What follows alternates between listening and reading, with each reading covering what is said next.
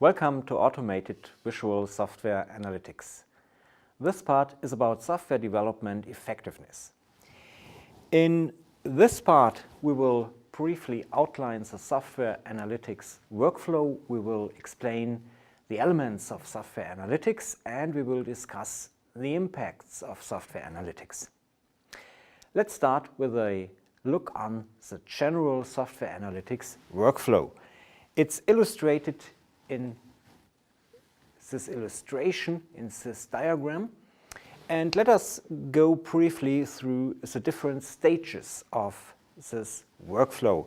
It all starts with our artifacts. So we have code, we may have executables and tests, and we do have a number of different repositories. So these are the established, the already existent sources of information that we use throughout the software development.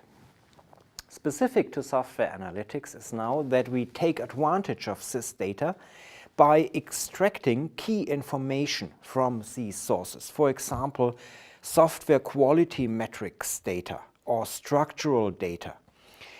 For executables or for everything concerned with runtime, with system behavior, we can extract information about dynamics using execution traces.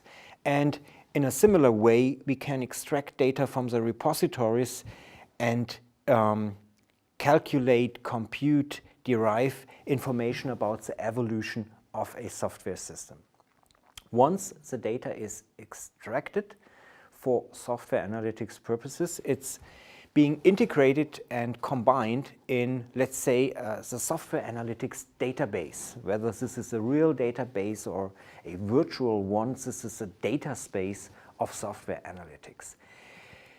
In this data space, information gets integrated, gets combined, gets related and linked. So once this is done, we can apply different forms of data mining techniques, different analysis techniques that interpret, that evaluate the data stored in this database of software analytics. Once we have this database and corresponding analysis and data mining techniques, we can couple and combine this with visual analytics by using techniques from software visualization, as illustrated on the right side. So this enables the access of humans, of developers, of managers, of all stakeholders, access to the software analytics database. Using these different tools of software analytics, we will get insights, hopefully actionable insights, and even more effective actionable insights. So this may shape our work, the management, our way we handle complex situations in the software development process. So these tools are supposed to be used by the management and development teams, for example, which, once again, have impact on how software system artifacts evolve and get developed. This is the general software analytics workflow. Now let's have a look on the elements that conceptually define software analytics. Going back to the title of this course, Automated Visual Software Analytics, we can now have a clearer, a better, a more precise look at the different components of this course title. By automated visual software analytics, we understand analytics, for example, big data analytics, predictive analytics, prescriptive analytics, but specific to software engineering. All this is combined and inherently bound to visual analytics techniques, and they are supplied by data that is automatically extracted from different software engineering typical sources. All these 5 elements are the key and defining elements of software analytics. Let's have a look in more detail on each element. Automated data extraction means that data gets gathered, extracted integrated and analyzed is largely performed in an automatic way and thereby can be efficiently applied to large-scale software engineering projects, and it can be performed in a continuous way, so the actual amount of data that occurs in large projects can be handled. Automation is a key factor in software analytics. Another element is big data analytics, a well-known discipline and already applied to a number of different areas in business and industry. We take advantage of these techniques. For example, static system information, dynamic system information, and evolution-related system information, if they are monitored, analyzed, and evaluated, especially over time, are big data actually. So this is the big data specific to software engineering. The big data we are interested in software analytics. Software analytics, therefore, adapts to this kind of big data all analytics methods and tools to these specific software engineering data.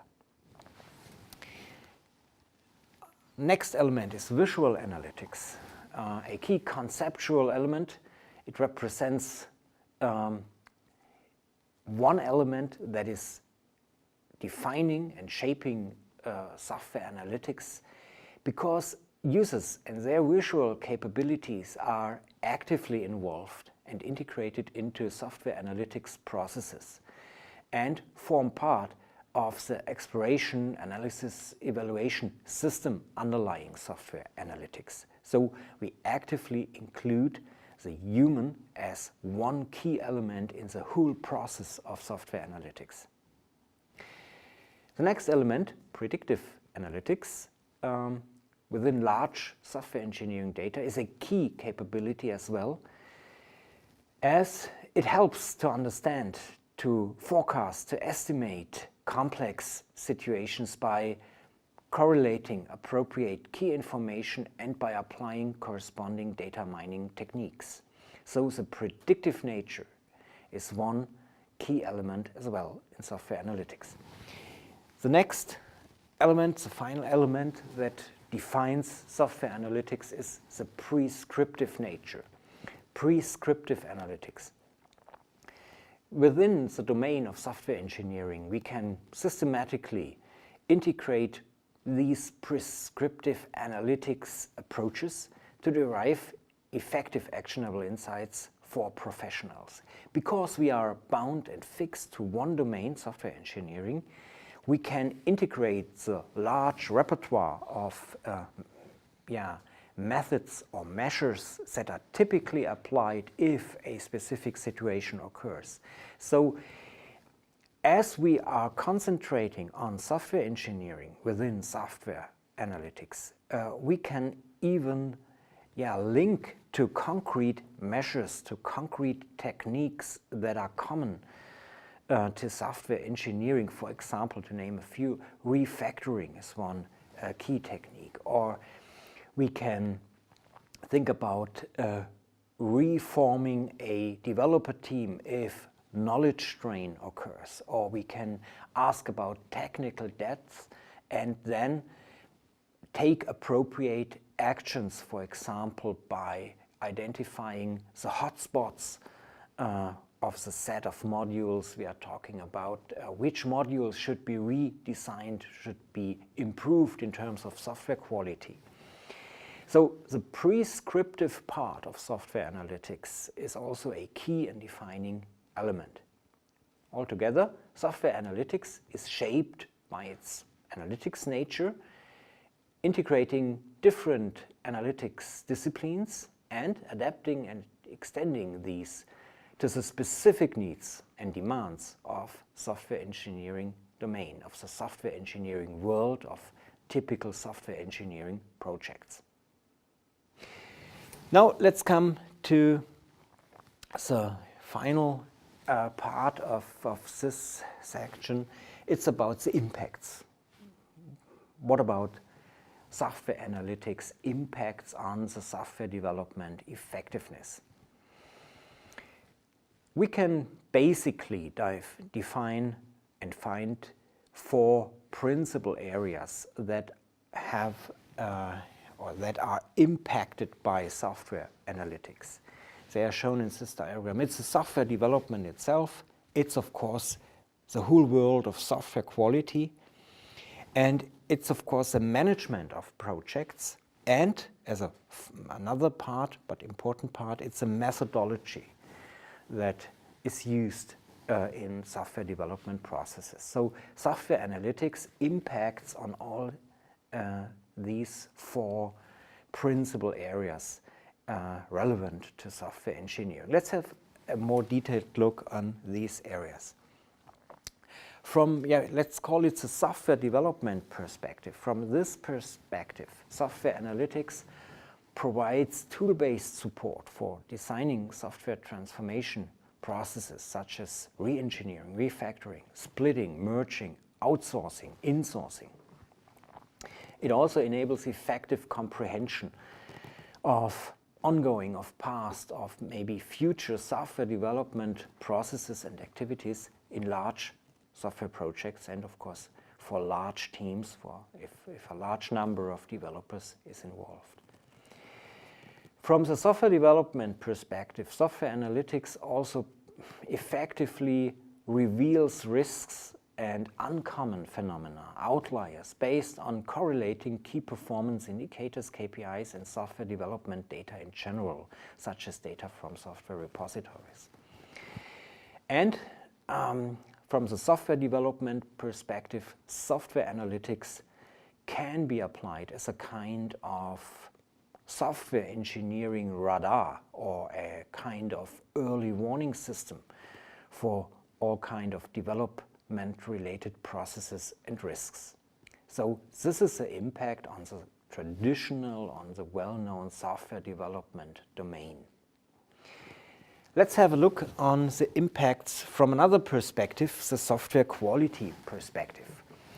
Software analytics helps to reveal, helps to explore, to monitor key quality aspects of complex software-based systems in a systematic framework. So software analytics somehow unites and integrates different concepts and techniques known, for example, in the world of software metrics, within a systematic framework. So this is a key benefit of software analytics. It does not reinvent software metrics, but it provides a systematic framework where these metric outputs can be correlated, can be combined, can be used to derive higher level statements, higher level outputs from the data. From the software quality perspective, software analytics also open for any project-specific or team-specific or domain-specific metrics, as they are just more information dimensions that can be easily and systematically combined and correlated by forming, for example, corresponding new and different software map themes. The collection of software map themes is not a fixed one. So even for a specific project, we can maybe and most likely find some specific software map themes that combine project-specific aspects of information dimensions in order to provide a specific way to handle and to manage problems and situations in a given software project. So this openness for project-specific settings is also a very important factor from the software quality perspective. Software analytics can also be applied as a kind, once again, like in the development part, as a software engineering radar and especially as an early warning system for software quality defects, and more general as a kind of early warning system for the health of a software system evolving over time. The next perspective, the management perspective, is also a key perspective. Maybe it's the most important perspective for software analytics. Software analytics creates an effective communication medium for managers, for software engineers, for team leaders, project leaders, and other stakeholders, and builds a common ground for transparent information provision, for transparent information monitoring, and of course for decision support. So this medium aspect, this usage as a communication medium is essential here. Software analytics provides a systematic way of getting insights into massive interwoven system and process information based on this very specific visual analytics based kind of information cartography. Yeah, software analytics, especially the visual analytics aspects, stem from, are related to this field of information cartography or information visualization. Take advantage of findings that have been made in this discipline. Yeah, from the management perspective, software analytics in a way enables a holistic view on software engineering artifacts and processes. Holistic in the sense of it takes into account the very different, heterogeneous, distributed sources of information that are around and inherent to software engineering processes. And it helps to take advantage of by correlating non-technical and technical information. Non-technical information, for example, about developer activities.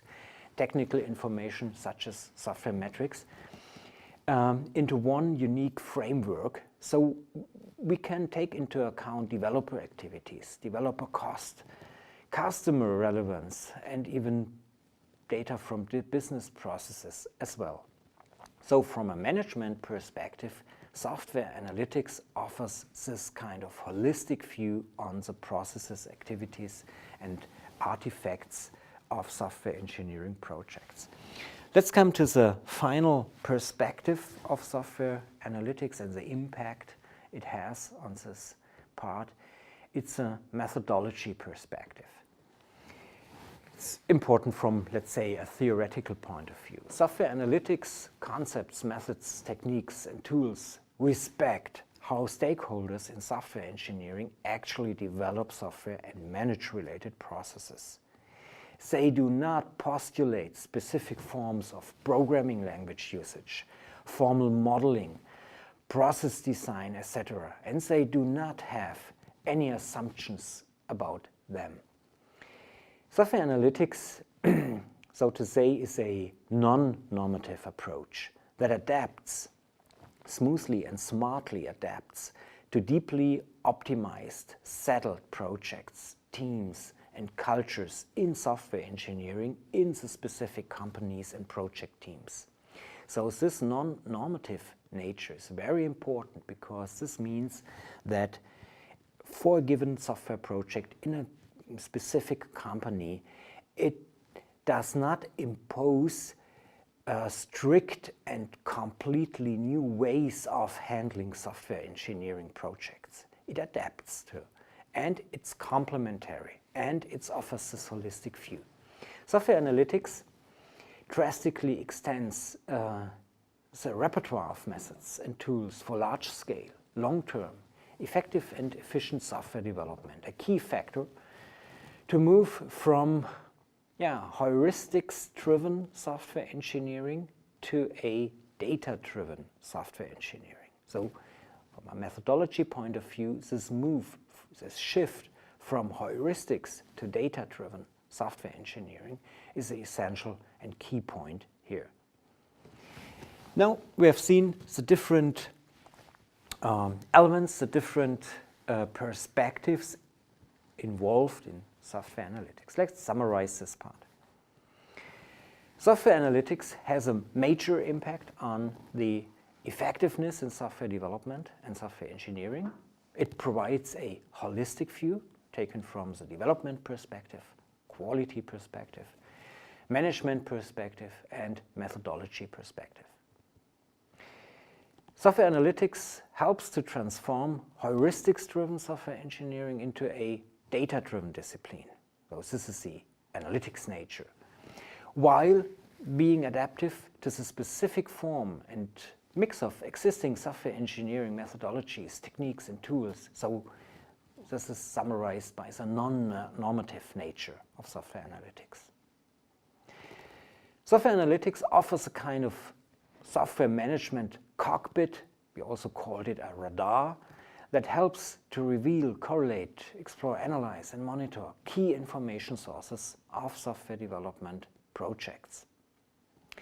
Yeah, this concludes this part. Let's have a look on some terminology that has been introduced for software analytics elements. Software analytics elements denote combining, integrating, and adapting elements of automated data extraction, big data analytics, visual analytics, prescriptive analytics, and prescriptive analytics with respect to the software engineering and software development.